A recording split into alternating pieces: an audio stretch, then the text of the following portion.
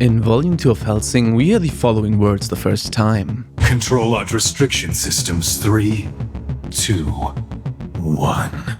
Approval of Situation A recognized, commencing the Cromwell Invocation. Ability restrictions lifted for limited use until the enemy has been rendered silent. Commencing the Cromwell Invocation. But what does that actually mean? And is there any deeper meaning to that? Well, we're gonna find out in this Hellsing theory about Codeword Cromwell. Alucard is fighting Luke Valentine and realizes that this one is a step above the rest. So it's time to level up, lifting restriction 3 to 1 till the complete annihilation of the enemy. This is the first time of many times where Alucard lifts his restrictions to access more of his vampiric powers that were most likely sealed away by the Hellsing family. And this is also a lie. Alucard actually removed his limiter even before this. When? Well, you kinda have to infer it, but it makes sense when you look at it closely. What do these three images have in common? Well, that was pretty easy, wasn't it? Alucard's outfit changes from his usual red Vash-esque coat to his black straight jacket. And the first time we had that was in his fight against Anderson. We cannot pinpoint 100%ly what the exact conditions of these limitations are, but we can extrapolate that from the way these conditions are portrayed in the anime. At level 0, Alucard has all his limiters released, which gives him access to all the complex consumed souls he has, essentially making him a one-man army. And it's not like these beings are brain-dead like ghouls. They can even manifest their abilities, like Rip's rifle or Alhambra's cards. This ability is not too handy for close-quarter combat, although it is immensely powerful. But this on the other hand means that lower levels allow him to use inferior souls and abilities. And the three abilities I'd most likely identify are the following, not necessarily in order. The simplest ability is the skill to control lesser beings. The original Dracula was able to control certain insects, rats and bats. These are pretty simple creatures, and check out for Alucard, as you can see him use them against Anderson, transforming into bats, or against Luke, attacking with insects. The next level up would be the control of more powerful beings, like wolves. Here for example the black dog Baskerville he uses to attack Luke Valentine.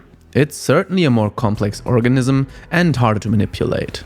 Also, if you want a video on him, sub to the channel, it will eventually come. And the third ability would be the power to manipulate his body. He does that multiple times during the series to create more arms, eyes, or access monstrous strength or durability. We don't know exactly which is which, since he uses them all at once all the time, but that would be the most likely explanation for the three levels. But let's go back to the topic. We hear him using the Cromwell invocation multiple times after that. The first one was against Luke Valentine. We don't hear it against the dandy, but I guess we all agree that he certainly uses it, since we see him in a straitjacket and we got the body modification expanding his arm. Against Rip we can certainly hear it when he crashes the plane into the ship, and then we don't really hear it again, since the rest of Hellsing pretty much happens in a single day. Yeah, from volume 5 to volume 10 it's just a single day, which is the whole invasion of England. Guess you didn't remember that, right? I didn't. Also, we see Alucard lifting his seals again, after getting the approval from Integra. And that's the last time we hear any of that. No need to lift all seals twice a day. But I guess we narrowed the ability down quite a bit. But we still didn't get anything behind the ability. What does the name Code Cromwell or Cromwell Invocation, depending on localization, actually mean? Well, I can give you three theories, from smooth brain to 200 IQ. At first the stupid one. Hirano liked the name because it sounds cool. It checks out, but I have actually a better explanation. So theory 2.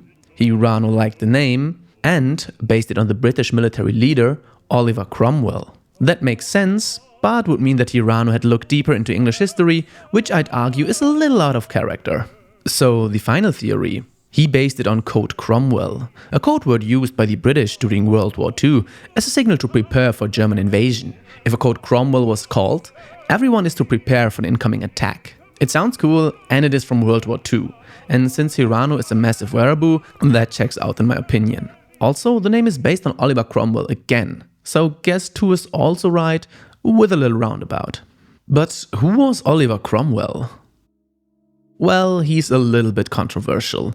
While some regard him as a hero, others think he's a genocidal maniac. But let's put him into perspective. We have the year 1629. King Charles I is ruling, but he wants more power, so he rules without parliament. But then it's 1640 and he needs money for war against Scotland, so he calls the parliament again. In there is Oliver Cromwell, a son of minor nobility. Cromwell doesn't like the king for 3 reasons. 1. He wages too many super expensive wars. 2. He calls, dissolves and threatens the parliament over and over again. And 3. He doesn't like his religious beliefs, since Cromwell himself is Puritan, while the king is Anglican, which is more related to Catholicism in practice. This causes a fallout between the royalists and the Round Table, and in the end even a war. Cromwell himself formed a regiment called the Ironsides. The interesting thing here is that he didn't take mercenaries, but people who followed his religious beliefs. It didn't matter if you came from nobility or were a simple handyman of humble origins. If you were a devout Puritan and in for the mission, you could reach a very high status there, which was pretty uncommon. To quote him, "I'd rather have a plain rust-coated captain that knows what he fights for and loves what he knows, than that which you call a gentleman and is nothing else. I honor a gentleman that is so, indeed." They were pretty strong, loyal and disciplined, and in the end won the conflict, which led to the execution of King Charles, turning the monarchy into the Commonwealth, a republic.